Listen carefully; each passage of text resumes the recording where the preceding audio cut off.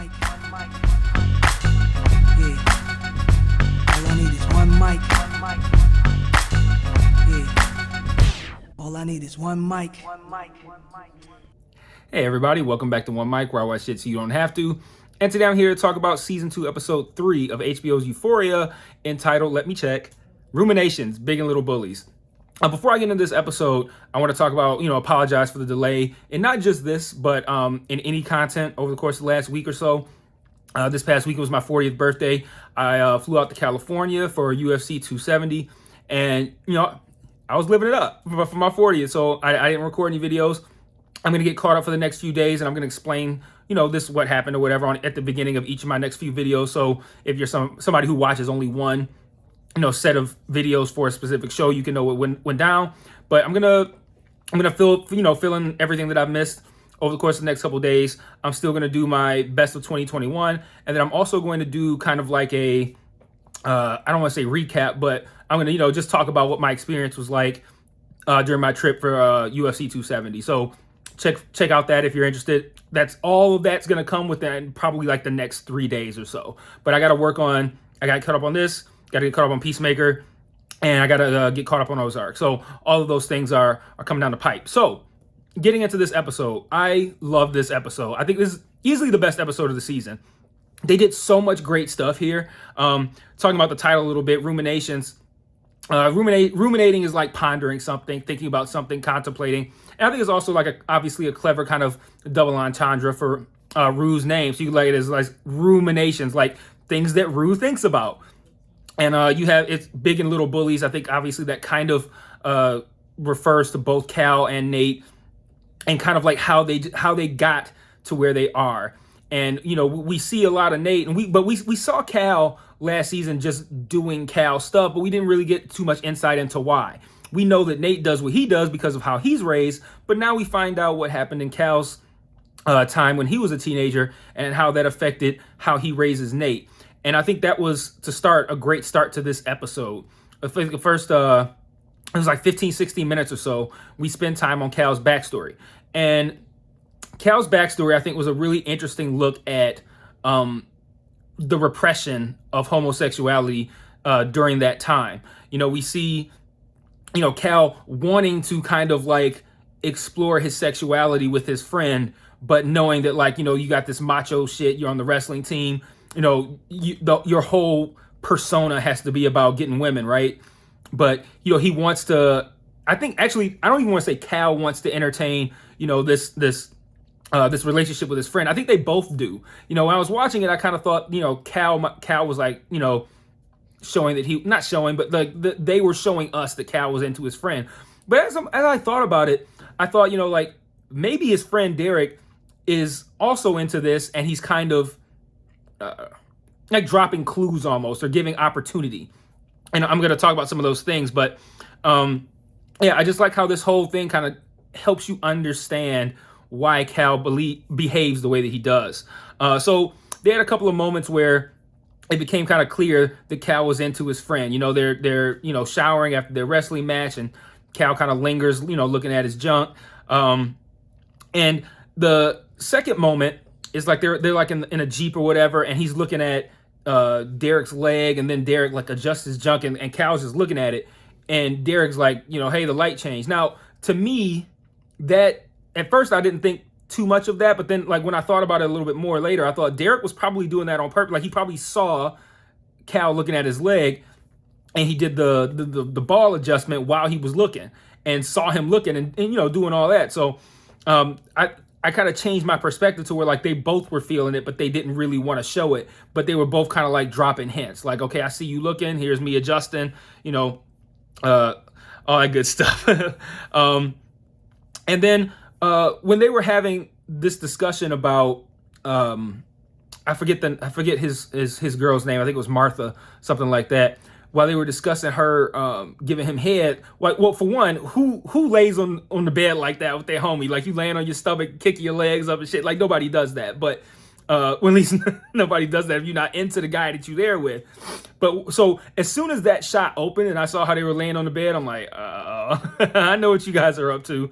But I like how they they treated it the same way the characters are treating it. Like the characters are masking their feelings for another with overly macho shit. And the show masks their feelings for each other as well. But they do it in a subtle kind of way. Like when they're laying there, they're talking about what happened, and Cal's father comes in and he tells Derek to get out, to leave. And when Derek gets up, you see him kind of like hold his bag in front of his junk. And then he tells Cal, like, get up now. He's like, I'll get up in a minute. Like you could tell he's trying to hide his heart on too.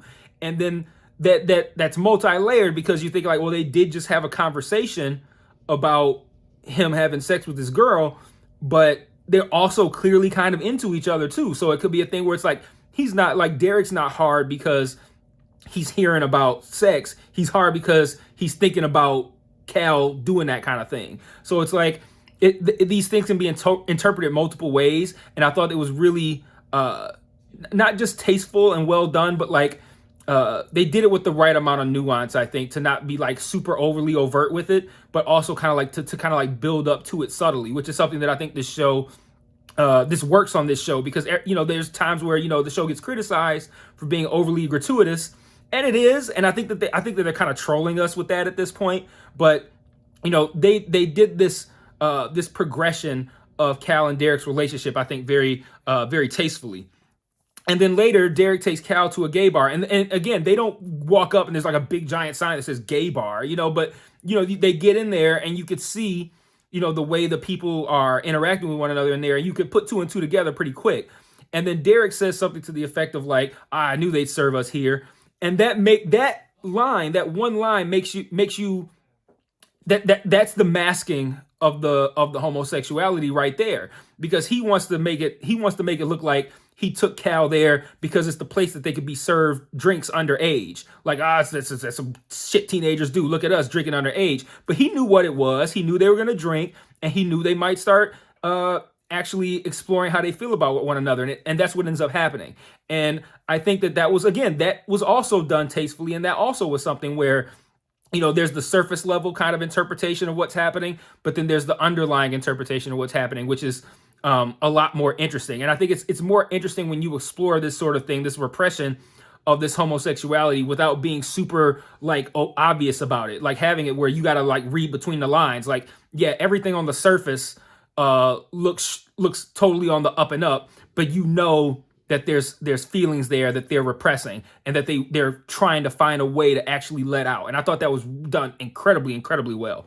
And then the last thing they do that I think is great is when Cal's girl calls him to tell him she's pregnant. And, after he gets off the phone, he starts crying. And, this isn't I'm crying because I'm too young to have a kid, which would be the surface level interpretation. This is probably I'm crying because now I have to commit to this life that I don't want to live. He wants to be openly gay with Derek, or maybe just openly gay in general. But now he's been hiding it this whole time. He's been repressing it. And now he's about to have a kid with somebody. And now he knows this is just the life that I'm going to have to live now. This life of repression. And, because of, his family, how his father treats him, all that kind of stuff. So you look at Cal present day and you think this is a guy who wanted to be openly gay with his friend when he was a teenager. Now he's probably, 45, 50, 55 years old. And he's had to play this role this whole time. He hasn't got to be himself. And even when he does, it comes out, it manifests in a really messed up way. And that is now showing through Nate as well. So the character work that this show is doing right now is really, really, really good. And, when they get over the top with like the dick shots and all that kind of stuff, I think to a degree that kind of hurts the show, because when people look at that, they just look at it as this show is just doing too much. Like they're just doing it just for the sake of doing it. And I don't even think it's necessary. But I do kind of feel like they're trolling us a little bit. But I don't like the idea that people will be turned off because of the gratuitous nature of the sex on the show, or the drugs, or the dicks, whatever, and miss a lot of the great stuff that this show is doing. And if it takes like 4 or 5 fewer dick shots for people to really appreciate what they're doing on a really high level, I wish that we could have that, and that this show could be getting its flowers a little bit more than it currently is. But Zendaya is well on her way to another Emmy run, I'm sure. There's a lot of great stuff in this episode. I'm not going to spend too much time on everything. I don't want to spend 30 minutes on this video, but I do want to talk about all the really great things that I think this particular episode did. Another great thing I thought they did was how Rue kind of Rue showed us how, well, at least showed me, because I don't know drug addicts. I know people who have been addicted to drugs, but I don't know the behavior because it hasn't been close to me. And this show always teaches me things that I didn't know about drug addicts. Because you think about drug addicts, all you think about is what you see in movies, right? And you see people who are strung out, who are desperate, who will do anything to get more drugs. And they might look all messed up. They might live in squalor because they don't have any money because all they do is buy drugs. You see that sort of thing. But what I like what they did in this episode was they showed Rue being incredibly manipulative of her sister in a way that makes Rue like a terrible, terrible person. Because she talked about, how do I get away with having relapse and being back into drugs without anybody knowing? So she says she wants to mask her behavior is like, oh no, I just smoked a little weed. That's all it is. But you got to sell people on it being okay that you smoked weed. And they have the great scene where Rue tells Gia that when she's not high on weed, she thinks about suicide. And on the surface of things, you would think, oh man, that's messed up, man. Like, she's thinking about killing herself. Like that's the surface level interpretation. But because they intercut that with the scenes of her teaching the class how to kind of like mask their drug abuse, you know that she's gaslighting her, and that she's making her think that, oh, it's this suicide thing. That's why I gotta smoke weed. Now she goes, okay, well, if that's all it is, then I guess you can go ahead and smoke weed. So now she's got that cover of now I can do stuff that's way worse than weed, and I can just be like, yeah, it's just weed. And that level of manipulation to make your sister think that you're thinking about killing yourself just so you can have that weed to kind of like be your cover for getting away with doing harsher stuff is so incredibly shitty of Rue. And it wasn't even the shit. Well, I can't say it wasn't the shittiest thing Rue did in this episode. Different people might interpret these two things in different ways, which one was shittier, but this was a bad episode for Rue. She looks like a real asshole in this episode, but I never would have thought of that. The levels of manipulation and gaslighting that a drug addict might do to further enable themselves to do drugs and get away with it. So I thought that was really well done with like the surface level interpretation, but then the actuality, like what's really happening. I also really I think now, last week, episode 2, I said that I didn't like the Rue, Jules, and Elliot dynamic, because I thought, and when I say I didn't like it, I don't mean I don't like it for the show. I don't like it for the characters. Elliot coming between them. And I still think that could happen, but I like how they kind of changed it to where they could either become a team, or Elliot could actually end up involved with both of them, or neither of them. Like it's really open to going in a lot of different directions. I thought the scene where Jules was interrogating Elliot was great, really funny stuff. He made a lot of great points, actually, in a very humorous manner. But then later, we see him and Jules alone, and they're having a conversation, and he says some great stuff about her. He completely blows her up as far as compliments and whatnot. And if you think about somebody like Jules, she's probably not accustomed to getting that level of compliments as to who she is. Like, this is who you are, and I think that's dope. She probably doesn't get that a lot. Like, she gets it from Rue, but they kind of not to that degree. And then they pound that hammer in. They hammer that nail in when he goes something like, but I'm sure Rue tells you that all the time because you're in love, right? And she blows it off, but that's gonna come back around. She's gonna think about, this guy here he appreciates me in a way that Rue doesn't. But then she's also gonna be looking like Rue is totally into him and not into me, or he's into her. Like, this triangle here, I'm more interested in it for the characters now, because I think it could go in a potentially really bad way, but it could go in a really good way. So I found that to be really good too.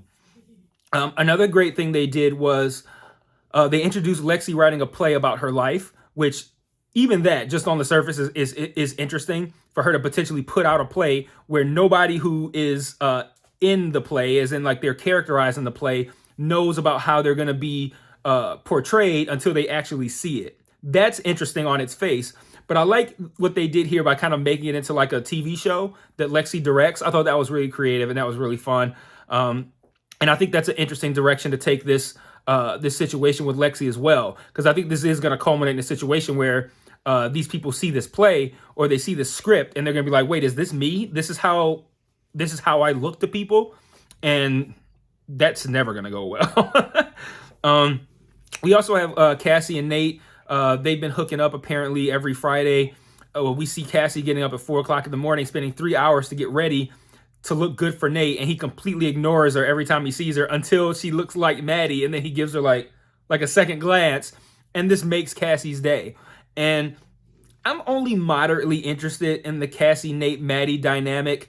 It's just okay to me, but I like the idea of how Cassie's going to be impacted by this, because Cassie's clearly is a very emotionally fragile person, and she's right on the brink of maybe something really bad happening with her, because she's not handling her relationship or lack thereof very well. So when it comes to light, I think that Nate is eventually probably going to end up back with Maddie. It's going to be interesting to see how that affects Cassie, but also how it affects her relationship with Maddie. Is it going to end up a situation where she's going to use the fact that they were hooking up to hurt Maddie, like in a vengeful sort of way? And this was kind of foreshadowed with Nate saying, like, she's going to try to kill me, but she'll actually kill you. Like, is that going to happen? I don't know, but I'm interested in that direction. Like this episode, the stuff we got was like kind of interesting, but now that Nate seems to have chosen a direction, I think it's going to be interesting to see how it plays out, because Cassie is now we know how much weight Cassie puts into how Nate feels about her, and how that ties into her own self-worth. So that's going to be really interesting to see as well. The Cal, Fez, and Ashtray scene, probably my favorite of the episode. It's amazing the comedic timing of Angus Cloud in this episode. In this scene. This whole thing of Cal divulging, like, oh, this is why you're doing this to me, because of Jules. And he's just like blown away. And he don't even know her name. He's like, you fuck Jewel? Like, his voice, the way he talks, like Mace from Bad Boy back in the day. Like him, all of this stuff coming to light. Like what disc? Like him just like, I don't know nothing you talking about right now. And I thought that was really funny stuff. And and Ashtray, the hardest motherfucker on the show, man. I'm sitting there cheering him on. Hit him again, because I don't like people who don't listen. Like you are clearly in a situation where you are on the bad side. There's nothing you can do. You are at a disadvantage. And Cal had the nerve to be arrogant at the beginning of that scene, and Ashtray beat that out of him real bad. And I was with it, because I don't play your position. Like, you do not have the upper hand right now. You're in no position to talk shit. And Ashtray made sure of that. But I thought that was a great scene, man. That was so funny.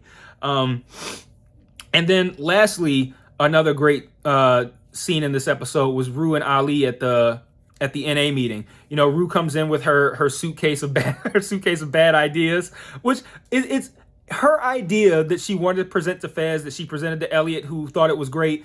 And this I think is going to come back around to that Elliot gassed her up for this idea. Like, I feel like that's going to end up being something that's going to not work out well for him, because there's no way this plan is going to work out. It's a good plan on its face, but not for Rue. Like, everybody knows the number one rule is don't get high on your own supply. And her whole plan was around her being able to get free drugs. So she's only thinking short term. I got this great plan. I'm going to get some drugs that'll allow me to get high for free. And what's her name, Lori or Lauren, tells her, like, if you screw me over, I'm going to get you kidnapped and I'm going to sell you to some people. And like it's going to go bad. And even with that knowledge, at the end of the episode, she still uses some of her own stuff. And that's never going to go well. So it's a good plan, not a good plan for somebody like Rue, who really doesn't have any self-control, and how the whole plan came from a place of being able to get drugs for free. So this is going to go terribly bad for Rue. But she goes up there with her suitcase of bad ideas.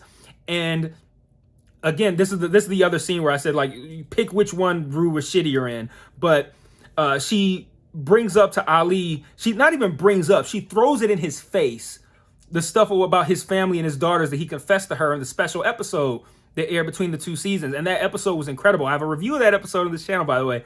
Just gonna little plug that real quick. But that was an incredible episode, and she threw that in his face, and he goes in, rightfully so. Like, he was like, if you say anything back to me right now, we done. And she says, what are you gonna do? Hit me? Like, oh my God, like, Rue, man. It's total villain, man. Using the way that he opened up to her and told him what was going on with her, and to use that against him and throw that in his face for no reason, for no good reason. This is a guy whose only purpose is meant to help her, and she hurt him on purpose for no good reason. And so which is worse? You got your sponsor who's done everything he can to help you, who has given you all of him. He's not using you, but like he's redeeming himself by how he was for his family, by how he's treating Rue. So he's kind of like redeeming himself as a father. And to have that thrown in his face like that, when she knows how that hurt him, like, that was cold-blooded. And then you got her completely fucking gaslighting and manipulating her sister so she can get away with doing drugs, and in the worst way. Like, oh, I need to do this or I'm going to kill myself. Like that, man, like, because you're going to get away with it at that point. No one's going to say, well, fuck it, do it then. Like, it's that's going to work. And that was just terrible. So, not a good episode for Rue, but a great episode with many scenes that were multi-layered, some scenes that were really funny. Both were kind of interrogations. The interrogation of Elliot and the interrogation of Cal. Really great scenes. Rue's the intercutting of Rue's kind of like class, explaining how she's gonna get away with doing drugs. All of that stuff was really good and funny. So this was definitely the best episode of the season. The one thing I don't like, and I haven't liked all season, is Kat. Kat and Ethan, I think they only get one scene. So Kat's character is not only getting shortchanged, but what she's getting isn't interesting. She drops the ball having dinner with Ethan's parents, and it's like, okay, but I don't care about Kat and Ethan really. They need to explore a little bit more Kat's feelings about herself, but they're giving so much time to everyone else, and Kat's getting shortchanged. So not really interested in anything happening with Kat, but I mean, man, that's like a teeny tiny criticism in what was a really strong episode. And if the episodes are going to continue to get better like this is going to be a great season, really great season. So lastly, this week's dick count. I decided today when I watched it that I was gonna count unique dicks. So like I had to do that because in the opening thing with Cal and Derek, the flashback, the backstory thing, they show both of their dicks multiple times. So I only counted that as two. Like Derek's dick several times, Cal's dick several times. So I counted those as one apiece. But there was definitely a greater number than that. But you have that. You have Derek and Cal in the flashbacks multiple times. The third one was a random dick in Rue's slideshow. That's why I say I think they're trolling us with the dicks. Like, we didn't even need that. Like, what was that for? Like, I felt like that was almost for me. Like, if there's someone out here keeping count, here's another one. And then the random dude at the drug dealer's house when Rue made her proposal. That walked into the kitchen like she wasn't even there. Like I'm an underage kid, right? You just be walking out here, just dick out. But so dick count is 4 this week. I know they're gonna, but they like I said, they hit you with the Cal and Derek ones multiple times, so they're up in the ante here. I'm waiting for the 10 dick episode, man. This is gonna be crazy. But that's all I got this week. Like I said, I'm gonna get caught up on everything over the next couple of days, and we'll be right back to normal. And I'll see you guys next Monday for episode 4. Peace.